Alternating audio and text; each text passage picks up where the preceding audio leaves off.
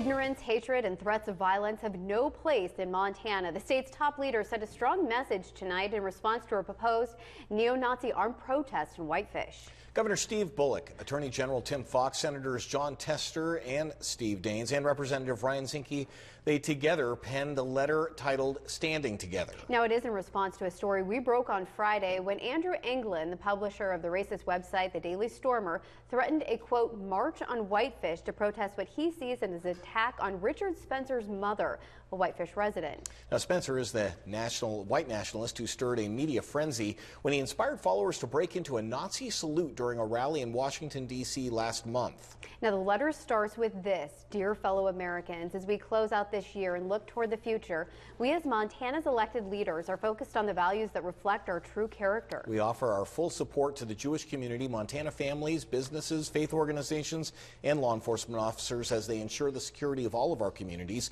We will address these threats directly and forcefully, putting our political differences aside to stand up for what's right. That's the Montana way. That's the American way. Now, the letter ends with the lawmakers saying, we are encouraged that so many Montanans from a variety of religious backgrounds have joined us in condemning this extreme ideology. God bless the great state of Montana and the United States of America. Now, the man threatening this march is the publisher of the Daily Stormer, Andrew Anglin. He took to the airwaves today on David Duke's radio program to explain his position. And here are some excerpts from what Anglin had to say.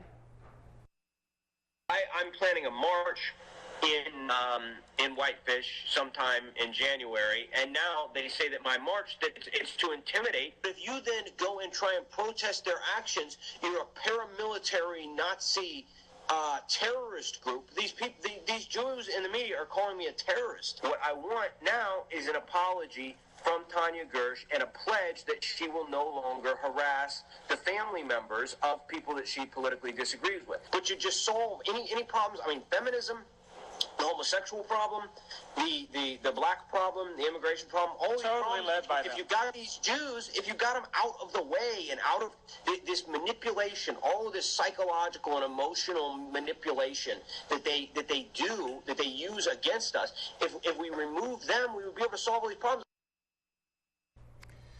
I did make a call to the Attorney General's office today. A spokesperson told me that if local authorities do request assistance, the AG's office can provide police, and that would be state police, Montana State Police, and intelligence personnel. And we also asked the governor's office if it is planning to call in the National Guard if this armed march occurs. A spokesman there says the governor will not speculate on situations, but will assess the situation should it come to fruition. And in an in-depth look, there's no state law apparently prohibiting someone from carrying a firearm during a public forum like a protest. That's because Montana is a traditional open carry state. According to current state statutes, there are some places and situations where carrying a weapon is illegal, like in schools, banks, and certain government buildings or establishments where alcohol is sold. Local authorities do have limited ability to prohibit the carrying of firearms during public assemblies. I did make a call to the Flathead County attorney, and I have yet to hear back from him regarding the laws about carrying firearms during protests, particularly in the town of Whitefish. And Anglin, as we reported last night, says he will call off the march on Whitefish if certain conditions are met, including apologies